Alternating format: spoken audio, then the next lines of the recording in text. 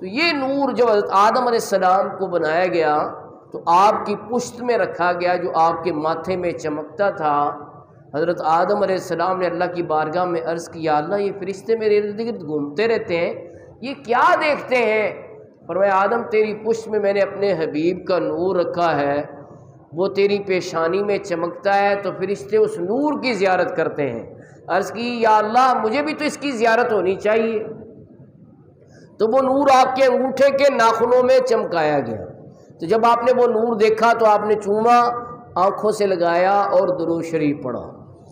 آج جو ہم سرکار کا نام سن کر انگوٹھے چومتے، آنکھوں سے لگاتے اور درود شریف پڑھتے ہیں، اس کی اصل ابو البشر حضرت سیدنا آدم علی نبینا علیہ الصلوۃ والسلام سے ثابت ہے۔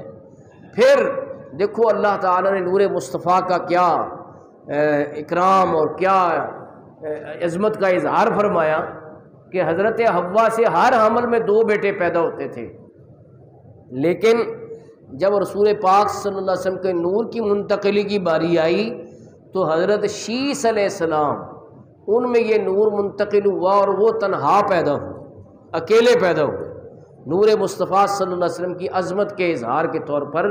اور پھر یہ نور پشتوں سے پاک رحموں میں منتقل ہوتا ہے۔ حدیث پاک ہے، فتاوی رضویہ شریف میں لکھی ہے، لم ازل انقل من اصلاب الطاہرین الی ارحام الطاہرات، میرا نور پاک پشتوں سے پاک رحموں میں منتقل ہوتا ہے۔ کیا مطلب کہ جن کو بھی اللہ نے اس نور کی امانت کو منتقل کرنے کے لیے منتخب کیا تو ان سب کی یہ خاصیت تھی کہ ان میں سے کسی ایک نے بھی بتوں کو سجدہ نہیں کیا اور کوئی بھی شرک کی نجاست سے آلودہ نہیں ہوا، کیونکہ شرک نجاست ہے نا، مشرک نجس ہے۔ قرآن کریم میں اللہ فرماتا ہے انما المشرکون نجس، مشرک نجس ہے، ناپاک ہے۔ تو کیا مطلب ہے سرکار کے اس فرمان کا کہ میرا نور پاک پشتوں سے پاک رحموں میں پاک شکموں میں منتقل ہوتا ہے؟ کیا مطلب کہ جو آپ کے آبا ہیں حضرت آدم علیہ السلام سے لے کر حضرت عبداللہ تک اور حضرت حوا سے لے کر حضرت آمنہ تک، سب کے سب شرک کی نجاست سے ملوث ہونے سے اللہ نے پاک رکھے۔ اور یہی وجہ ہے کہ ہم کہتے ہیں کہ یہ لوگ ٹھوکر کھاتے ہیں جو آزر کو ابراہیم علیہ السلام کا والد کہتے ہیں۔ آزر حضرت ابراہیم علیہ السلام کا چچا تھا، اگر اسے والد کہیں گے تو وہ تو مشرک کے درمیان میں آ جائے گا۔ تو مشرک جو ہے حضور کی پوری لڑی میں کوئی مشرک نہیں ہے، آزر آپ کا چچا تھا، یہی درست موقف ہے۔ بہرطور یہ جب حضرت عبداللہ میں پہنچا تو سبحان اللہ، کہا جاتا ہے کہ قریش میں سب سے زیادہ حسین اور سب سے بہترین حضرت عبداللہ تھے، جن کا ایک لقب ذبیح بھی ہے۔ رسول پاک صلی اللہ علیہ وسلم کی حدیث ہے، انا ابن الذبیحین، میں 2 ذبیحوں کا بیٹا ہوں، ایک ذبیح حضرت اسماعیل ذبیح اللہ علیہ السلام اور دوسرے ذبیح حضرت عبداللہ۔ احادیث پاک میں جب حضور کو ابن الذبیحین کے لقب سے پکارا جاتا تو آپ خوش ہوتے تھے، مسکراتے تھے، کیونکہ اس میں آپ کے والد حضرت عبداللہ کا ذکر بھی شامل ہے۔ تو ذبیح کیوں کہا گیا ان کو؟ کہ حضرت عبد المطلب آپ کو تانا دیتے تھے کفار کہ تمہارا تو بیٹا ہی کوئی نہیں، ایک بیٹا تھا صرف ان کا، حارث ان کا نام تھا، ابتدا میں بیٹے نہیں تھے۔ تو آپ نے یہ منت مانی کہ قریش مجھے تانا دیتے ہیں کہ میری اولاد کثیر نہیں ہے، تو اگر میرے 10 بیٹے ہوئے نا تو ایک بیٹا میں اللہ کے نام پہ قربان کر دوں۔ اللہ نے آپ کو 10 بیٹے عنایت فرمائے اور حضرت عبداللہ ان میں بہت ہی خوبصورت تھے۔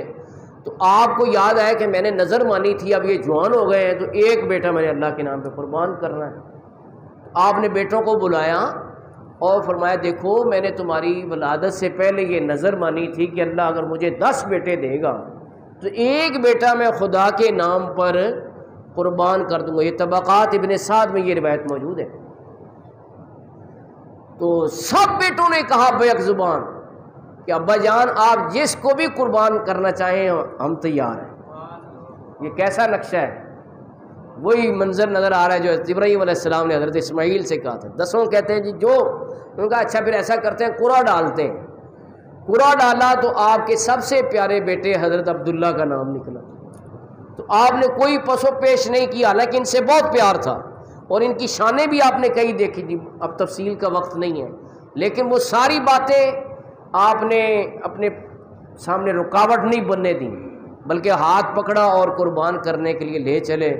جب لوگوں کو یہ پتہ چلا کہ عبداللہ کو خود ذبح کرنے لگے حضرت عبد المطلب، تو لوگ رکاوٹ بنے اور کہا کہ ایسا نہ کرو، بلکہ اس پہ مزید ابھی مشاورت کرو کہ تمہاری نظر کسی اور ذریعے سے پوری ہو جائے، جو تم نے منت مانی ہے وہ کسی اور طریقے سے پوری ہو جائے۔ آپ نے فرمایا میں نے تو یہی کہا تھا بیٹا قربان کروں گا۔ کہا گیا جی فلان جگہ پہ کاہنہ ہے خیبر کے علاقے میں، اس سے پوچھتے ہیں۔ تو اس کاہنہ کے پاس گئے تو اس نے یہ حال بتایا کہ تمہارے ہاں ایک دیت کتنی ہے، یعنی قتل کا خون بہا دیتے ہیں نا، وہ کتنی؟ کہا گیا 10 اونٹ۔ کتنے اونٹ؟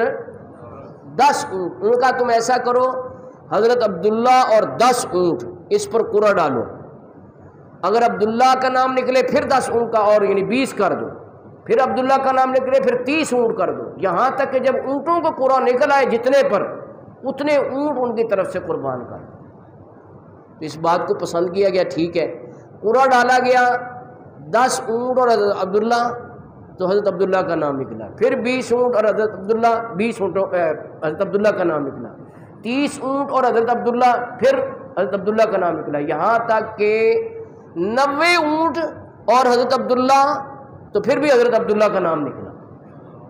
ہاں جی، تو جب 100 اونٹ اور حضرت عبداللہ پر قرعہ ڈالا گیا، اب 100 اونٹوں پر نام نکلا، تو سب نے کہا چلو ٹھیک ہے 100 اونٹ قربان کیے جائیں۔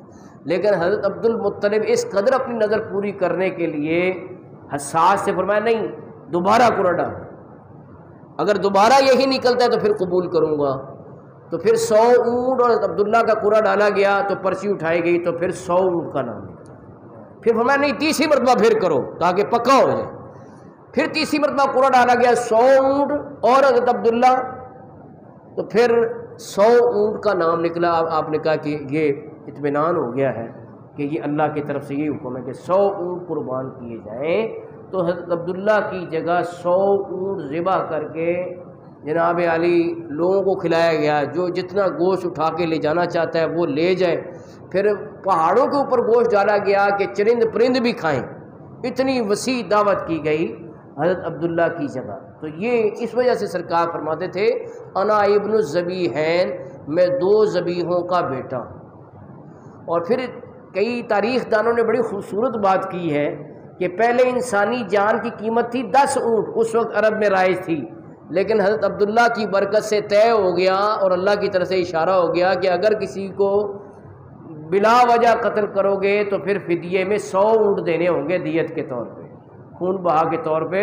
تو ابھی سرکار تشریف نہیں لائے، آپ کے والد ماجد کی برکت سے انسانی جان کی قدر و قیمت میں اور اضافہ ہو گیا، اور 100 اونٹ دیت کے طور پر یہ آج تک رائج ہے، ٹھیک ہے نا، 100 اونٹوں کی قیمت دینی ہوگی خون بہا کے طور پر۔